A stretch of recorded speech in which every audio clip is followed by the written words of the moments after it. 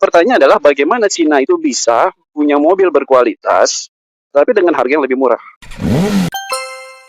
Halo Sobat Riders, ketemu lagi sama gue, si Riders Sok Bijak. Oke, pada kesempatan kali ini gue pengen bahas seputar fenomena menjamurnya kendaraan listrik, khususnya mobil EV ya. Dan lo juga mungkin mulai melihat di sana sini mulai banyak mobil listrik. Dan gue sempat bertanya-tanya mobil listrik ini siapa sih penggagasnya atau dari negara mana sih penggagasnya.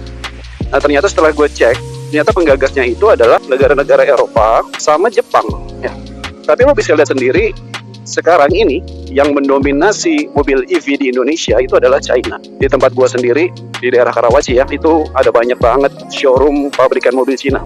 Dari mulai Wuling, kemudian BYD. Nah, BYD bisa ada 3 titik tuh dalam satu area. Terus ada DFSK, ada juga dekat rumah gua itu Geely, Chery, yang paling terbaru itu ada Jayco. Nah, cuma pertanyaannya adalah ketika mobil Cina ini merajalela, kok pabrikan Jepang atau pabrikan Eropa kok nggak berusaha mengcounter itu ya?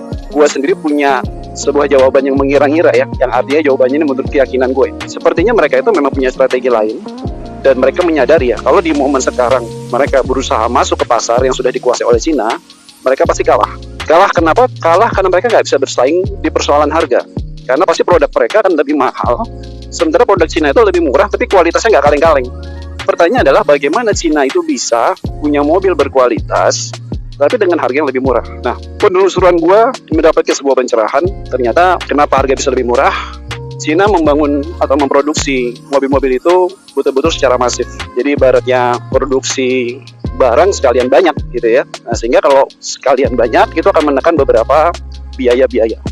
Nah, kemudian yang mencengangkan gue, ternyata pemerintah China itu ambil andil dalam proses pemasaran produk-produk Cina ini. Mereka ternyata memberikan insentif khusus bagi pabrikan Cina yang mau ekspor barang mereka. Jadi menurut gue ini sesuatu hal yang memang akhirnya menjadi sebuah kekuatan bagi mobil-mobil Cina untuk bisa menekan harga, karena ternyata negara mereka support ya. Dan sekali lagi ini menurut gue merupakan sebuah keberhasilan dari konsep pemilihan pemimpin dengan meritokrasi. Well, bahasanya mungkin hari ini itu aja. Cuman mari kita berandai-andai ya. Andainya lo punya kesempatan untuk memiliki mobil tapi hanya satu, lo mau pilih mobil yang mana? Lo mau pilih mobil dengan internal combustion engine atau mobil bensin biasa, atau mobil EV, mobil listrik, atau mungkin mobil hybrid? Lo mau pilih yang mana? Kalau lo cuma boleh punya satu mobil. Oke, kasih tahu komentar lo, kemudian kasih tahu alasannya.